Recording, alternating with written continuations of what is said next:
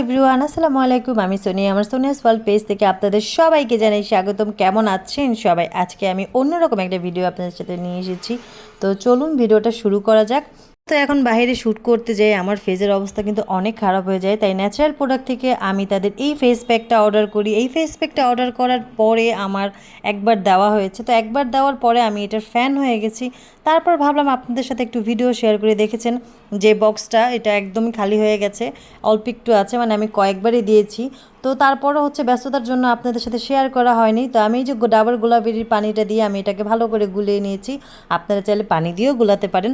তা আমি আমার মতো করে আসলে আমার কাছে যেভাবে ভালো লাগে আমি সেভাবে গুলিয়েছি। আমার ফেজের পরিমাণ মতো আমি 1 চামচ পরিমাণ নিয়েছি। 1 চামচ পরিমাণ নিয়ে তারপর এটাকে ভালো করে মিশাতে হবে।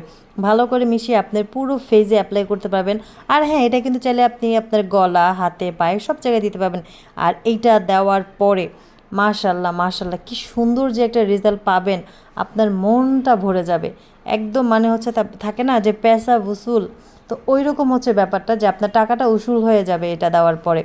তো আপনারা কিন্তু দেরি করবেন না, এখনই আপুর পেজে চলে যাবেন। আমি কমেন্ট বক্সে আপুর পেজটা দিয়ে দিব, এখনই চলে যাবেন। অবশ্যই পেজটাতে ফলো দিয়ে কমেন্ট করবেন, লাইক করবেন এবং একটা প্যাক হলেও অর্ডার করবেন। আর অবশ্যই দেওয়ার পরে আমাকে জানাবেন যে কেমন রেজাল্ট পেয়েছেন। আমি জাস্ট একটু পরিষ্কার করার পরে আমার মা বলছে তুমি আসলেই অনেক সুন্দর হয়ে গেছে, আসলেই ফেসটা একদম পরিষ্কার হয়ে গেছে। তো রেজাল্ট কিন্তু আপনারা নিজেরাই দেখতে পাচ্ছেন। আর এটা কিন্তু একদমই এডিট ছাড়া আমি একদমই ভিডিওটা আপনাদের সাথে শেয়ার করেছি।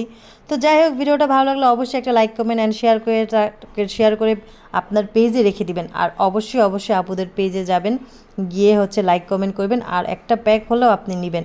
তো যদি আপনার কাছে আপনার ফেস প্রিয় থাকে তাহলে অবশ্যই অবশ্যই এই ফেস প্যাকটা ব্যবহার করে থাকবেন। আজকের মতো এই পর্যন্তই। থ্যাংক ইউ, আল্লাহ হাফিজ।